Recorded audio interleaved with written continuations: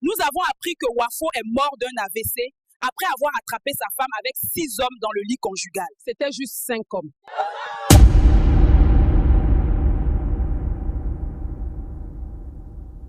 Sous le ciel lourd de Yaoundé, la capitale du Cameroun, le mois d'août pesait comme une couverture humide et oppressante. Les nuages gris s'amoncelaient, bloquant les étoiles, et un silence étrange enveloppait la ville.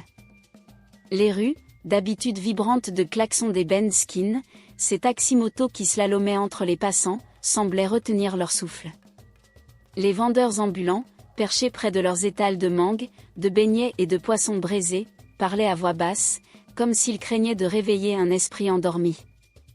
Les enfants, qui d'ordinaire couraient en riant dans les ruelles poussiéreuses, restaient collés à leur mère, leurs jeux interrompus par une tension invisible. Dans le quartier huppé de Bastos, où les villas luxueuses côtoyaient des maisons plus modestes, les flamboyants dressaient leurs fleurs rouges comme des flammes dans l'obscurité. Mais ce soir-là, leurs branches semblaient inclinées, murmurant un avertissement que seuls les anciens pouvaient entendre. Au bout d'une rue bordée de bananiers et de manguiers, une maison en briques rouges se tenait, simple mais chaleureuse. Son jardin, mal entretenu, était envahi d'herbes folles, mais les hibiscus rouges près de la clôture donnaient une touche de couleur joyeuse. C'était la maison de Jean-Pierre Ndongo, un homme de 48 ans, fonctionnaire au ministère de l'Éducation. Derrière ses lunettes épaisses et sa barbe grisonnante soigneusement taillée, Jean-Pierre portait une douceur dans le regard, mais aussi le poids des années. Ses épaules légèrement voûtées trahissaient une vie de labeur discret, une existence sans éclat mais stable. Il n'était pas riche, mais il avait ce qui comptait, une femme, 2 enfants, une maison où résonnaient des rires. Clara, sa femme, était une beauté éclatante. Grande, avec une peau couleur café au lait, des yeux en amande et un sourire rare mais lumineux, elle semblait une déesse sortie des légendes du fleuve Sanaga.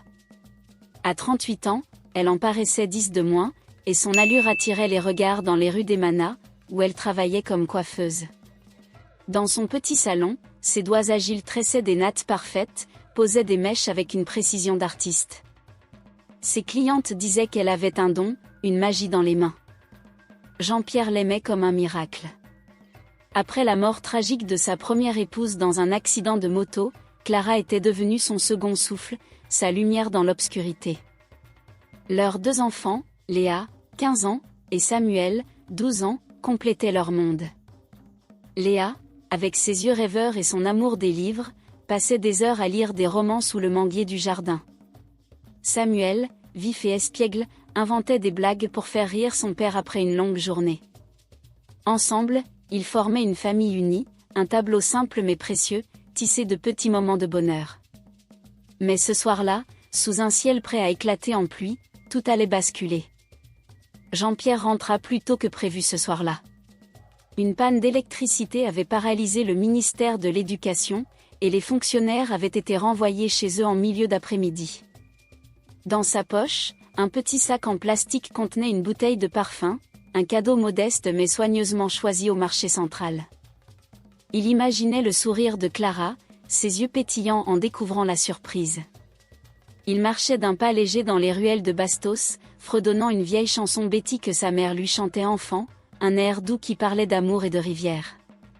Les manguiers bordant le chemin semblaient l'observer, leurs feuilles frémissant sous une brise tiède. En approchant de la maison, une sensation étrange l'envahit. La porte d'entrée était entr'ouverte, un mince filet de lumière jaune s'échappant dans l'obscurité. Clara, toujours prudente, fermait toujours à clé, même pour un instant. Une vague d'inquiétude monta en lui, faisant battre son cœur plus fort. Il ralentit, ses doigts serrant le sac en plastique.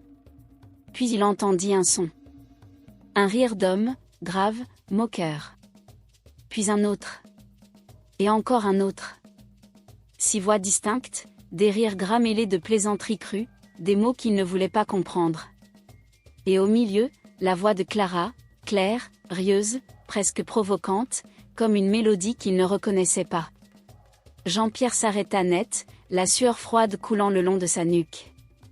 Il s'approcha de la porte, retenant son souffle, et poussa doucement le battant. Ce qu'il vit lui brisa l'âme. Le salon, éclairé par une lampe vacillante qui jetait des ombres dansantes sur les murs, était un chaos. 6 hommes étaient affalés dans la pièce, certains torses nus, d'autres en sous-vêtements, leur corps luisant de sueur.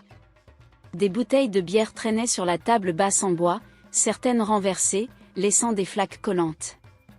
L'odeur âcre du bangui, ce cannabis local, flottait dans l'air, mêlé à celle de la sueur et de l'alcool.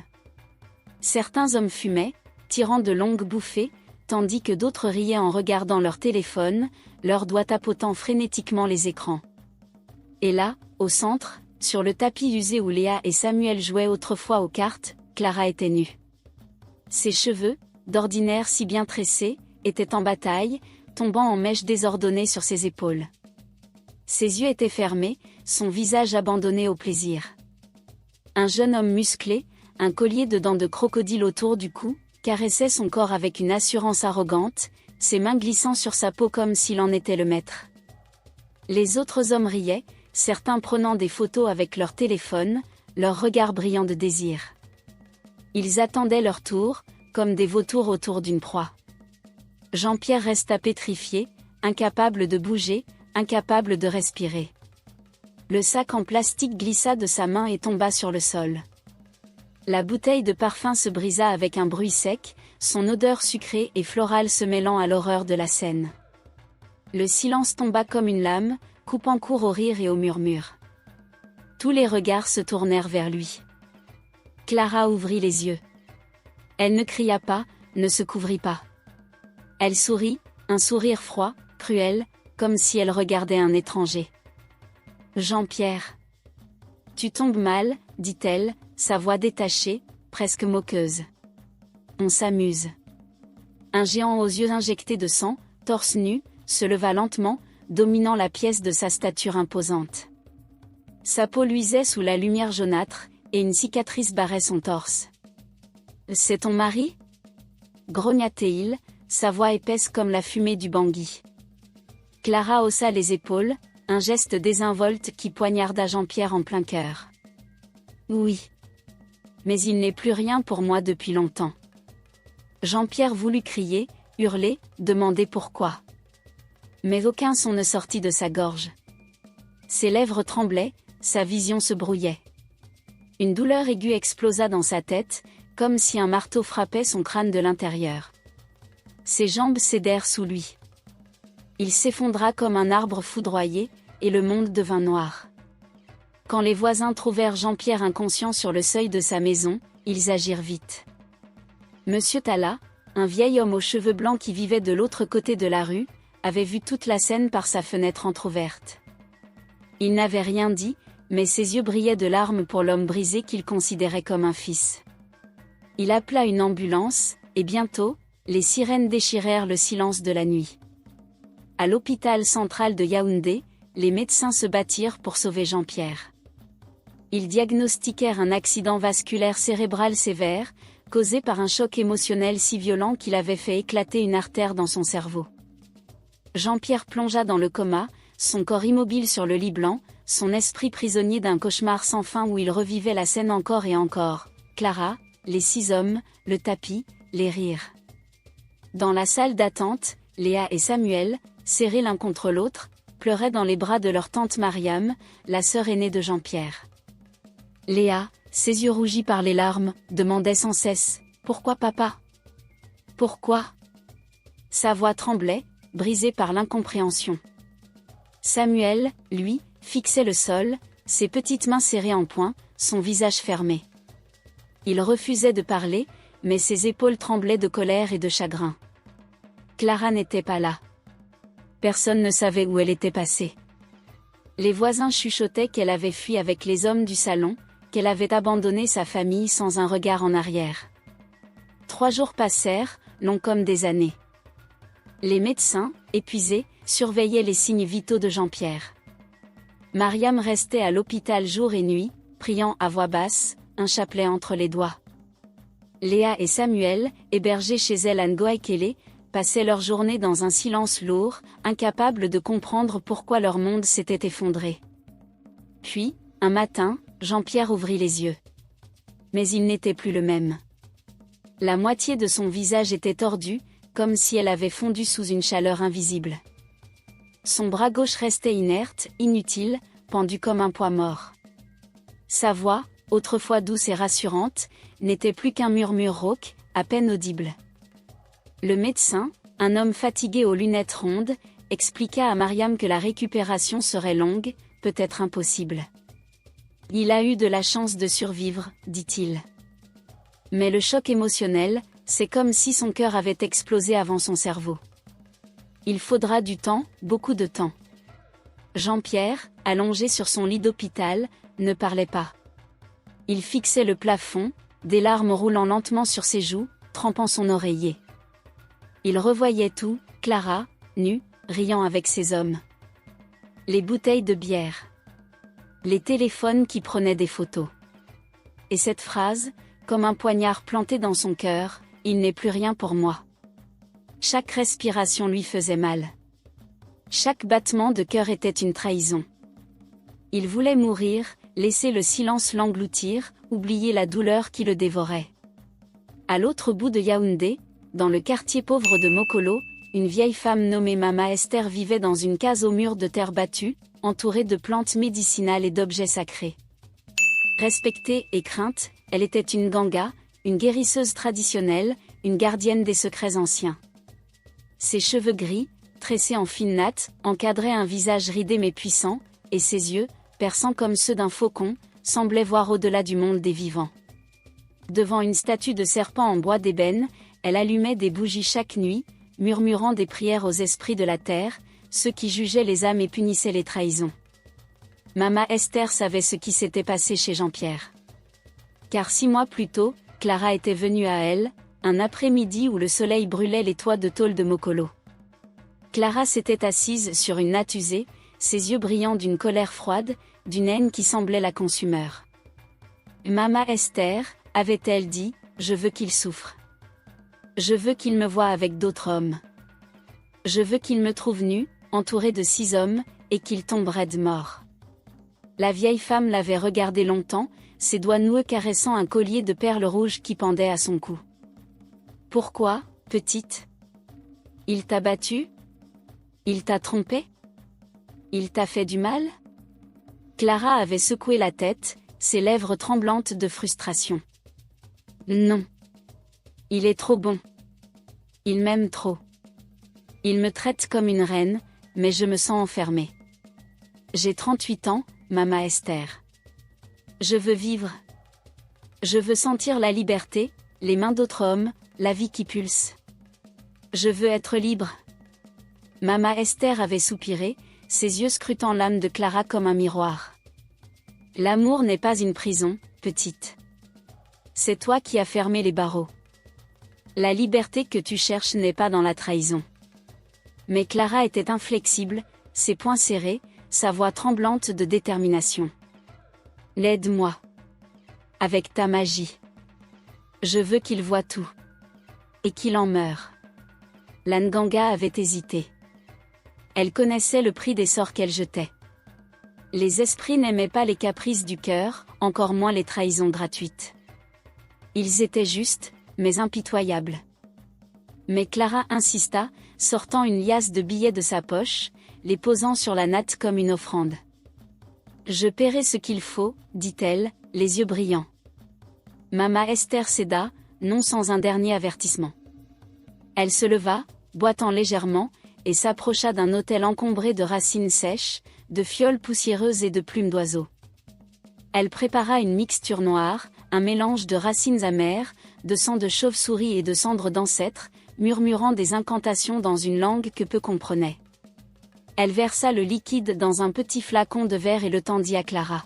« Une goutte dans son thé chaque matin », murmura-t-elle. « Les esprits feront le reste.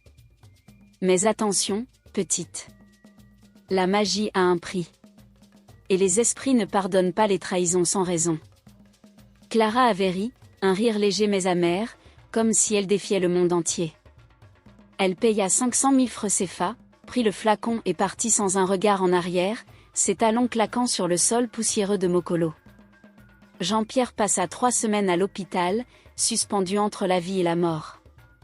Clara ne se montra jamais. Elle envoya un message WhatsApp à Léa, un message froid, presque mécanique, « Dites à votre père que je suis partie. Je ne reviendrai pas. » Léa lut le message à haute voix, sa voix tremblante, avant de fondre en larmes. Samuel, lui, serra les dents, ses yeux brillants de colère. Mariam, qui avait pris les enfants chez elle dans son petit appartement à Ngoakele, tenta de les consoler, mais ses propres larmes coulaient en silence. La maison de Jean-Pierre, autrefois pleine de vie, était devenue un tombeau. Les photos de Clara avaient disparu des murs. Le tapis du salon, témoin de la trahison, avait été enlevé. Même l'odeur du parfum brisé avait été nettoyée, comme si on avait voulu effacer toute trace de la nuit maudite. Quand Jean-Pierre sortit enfin de l'hôpital, il rentra chez lui, appuyé sur une canne, son visage tordu, son bras gauche inutile. Il s'asseyait des heures près de la fenêtre, un carnet à la main, griffonnant des mots de douleur. « Pourquoi, je l'aimais, j'ai été aveugle. » Il parlait à peine, ces mots prisonniers d'une gorge brisée par l'AVC. Léa et Samuel, qui passaient les week-ends avec lui, essayaient de le faire sourire, mais leurs efforts semblaient vains. Une nuit, alors que la pluie battait les vitres et que le tonnerre grondait au loin, un cri perça le silence. Une voix de femme, tremblante, désespérée, appelant son nom. Jean-Pierre, réveillé en sursaut, se leva péniblement, s'appuyant sur sa canne. Il ouvrit la porte d'entrée, le cœur battant. Dehors, sous la pluie battante, Clara se tenait là, méconnaissable. Ses joues étaient creuses, ses yeux enfoncés dans leurs orbites, ses cheveux emmêlés comme des lianes sauvages. Sa peau, autrefois éclatante, était marquée de brûlures étranges, des formes sinueuses qui ressemblaient à des serpents. Elle tremblait, ses vêtements en lambeaux, ses lèvres bleuies par le froid. « Jean-Pierre. Aide-moi » murmura-t-elle, sa voix brisée. Il la fixa, son regard dur comme la pierre, ses doigts serrant sa canne. « Pourquoi » demanda-t-il, sa voix rauque à peine audible sous la pluie. Clara s'effondra à genoux, l'eau ruisselant sur son visage. « Je suis maudite, Jean-Pierre. La magie, elle m'a punie. » Sous la pluie, Clara raconta son calvaire, sa voix tremblante entrecoupée de sanglots. Après avoir quitté Jean-Pierre, elle avait suivi les 6 hommes dans un appartement crasseux à Obobogo, un quartier où les rues étaient boueuses et les murs couverts de graffitis. Elle pensait vivre une liberté sauvage, pleine de désirs, de rires, de nuits sans fin. Elle imaginait des soirées où elle serait adorée, désirée, libre de toute chaîne. Mais la réalité fut un cauchemar. Les hommes n'étaient pas des amants. C'étaient des bourreaux. Dès la première nuit, ils changèrent. Ils la battaient pour un rien, la forçaient à danser nue devant leurs amis, riant de son humiliation. Ils la vendaient à d'autres hommes pour de l'argent, la traitant comme une marchandise. Clara, qui avait rêvé de liberté, devint leur esclave, une ombre d'elle-même, prisonnière d'un enfer qu'elle avait elle-même invoqué. Puis vinrent les cauchemars. Chaque nuit, un serpent noir sortait de sa bouche, sifflant avec la voix de Mama Esther, « Tu as trahi l'amour pur. Tu as joué avec les esprits. Tu vas payer. » Elle se réveillait en hurlant, trempée de sueur, son cœur battant à tout rompre. Bientôt, des marques apparurent sur son corps, un serpent enroulé autour d'un cœur brisé sur son épaule, puis sur sa cuisse, son cou, son poignet. Les marques semblaient vivantes, brûlant sa peau, la faisant hurler de douleur. Les hommes, terrifiés par ces marques, commencèrent à la craindre. Ils disaient qu'elle était maudite, qu'elle attirait le malheur. Ils la chassèrent, la laissant seule dans les rues de Yaoundé. Elle erra sous les ponts, dormant sur des cartons, volant des fruits pour survivre. Elle essaya de retourner voir Mama Esther, espérant une délivrance, mais la vieille femme la repoussa. « Tu as choisi ton chemin, » dit Mama Esther, ses yeux froids. « Marche-le jusqu'au bout. » Désespérée, affamée, brisée, Clara pensa à Jean-Pierre. Peut-être pouvait-il la pardonner.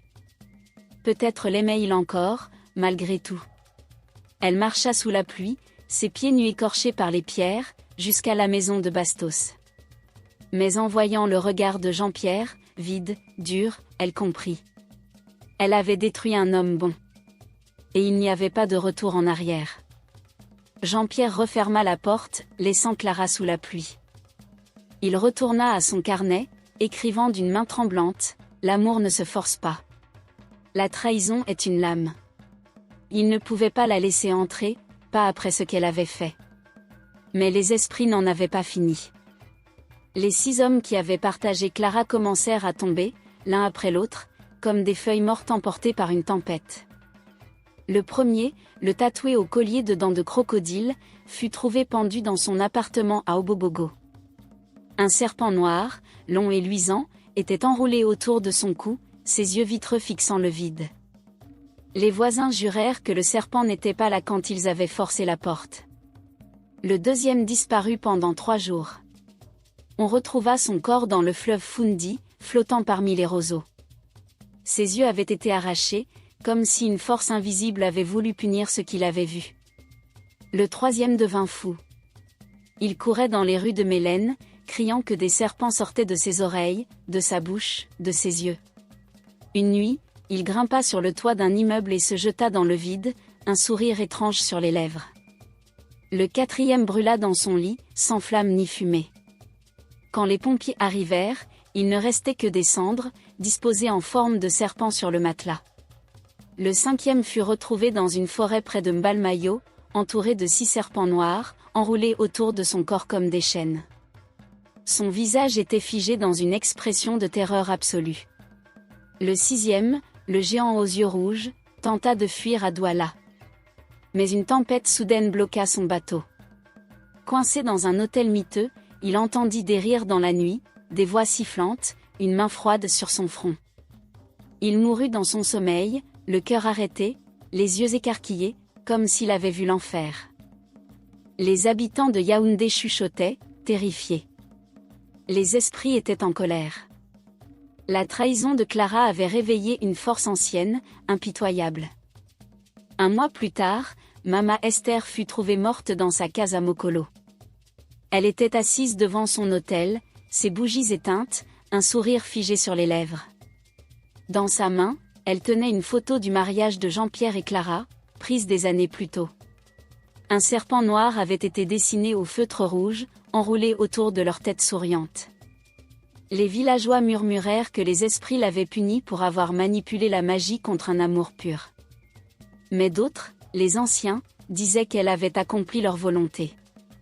La trahison devait être châtiée, et Mama Esther n'était qu'un instrument des ancêtres. Jean-Pierre ne guérit jamais complètement. Sa canne devint son ombre, sa voix un murmure rauque. Mais il reprit son travail au ministère, s'asseyant à son bureau avec une détermination silencieuse. Il s'occupa de Léa et Samuel, qui revenaient vivre avec lui le week-end. Il cuisinait pour eux, des plats simples comme le ndolé ou le poulet DG, et parfois, un sourire fragile éclairait son visage. Un jour, il retourna au marché central. Il acheta un flacon de parfum, pas pour Clara, mais pour Léa. Il le lui offrit en disant « Tu es la plus belle fleur de ma vie ». Léa pleura, l'embrassa, ses bras serrés autour de son cou. Samuel, les yeux brillants, ajouta « Papa, tu es le plus fort ». Jean-Pierre pleura aussi, mais c'était différent. Ses larmes portaient la paix, la promesse d'un nouveau départ. Il comprit que l'amour vrai, même brisé, ne s'éteint jamais. La vengeance, elle, appartenait aux esprits, pas aux hommes. À Yaoundé, l'histoire de Jean-Pierre et Clara devint une légende, murmurée dans les marchés, les églises, les veillées sous les étoiles. On dit que trahir un amour sincère attire 6 serpents noirs, messagers des esprits. On dit que Jean-Pierre marche encore dans les rues de Bastos, sa canne à la main, son regard apaisé, un homme brisé mais debout. Et Clara ? Certains jurent l'avoir vue, errant sous la pluie, criant un nom que personne ne répond. D'autres disent qu'elle a disparu, emportée par les serpents dans l'ombre d'une nuit sans lune. Chaque année, à la fête de la lune Amvolier, un vieux sage nommé Papa et son bas raconte cette histoire aux jeunes, assis autour d'un feu. Sa voix, grave et profonde, porte les leçons des ancêtres. L'amour est un arbre, dit-il. Arrosez-le avec vérité, Il grandit, ses racines s'enfoncent dans la terre, ses branches touchent le ciel. Trahissez-le, et il empoisonne la terre. Jean-Pierre a perdu son amour, mais il a sauvé son âme. Clara a cherché la liberté, mais elle a trouvé l'enfer. Les 6 hommes ont appris trop tard que le désir sans respect est un venin. Il lève les yeux vers les étoiles, son bâton tapant doucement le sol. Les esprits voient tout. Et ils n'oublient jamais. Les jeunes écoutent, frissonnant sous le poids de ces mots. Ils savent que l'histoire n'est pas qu'un conte. C'est un miroir, un avertissement, une prière.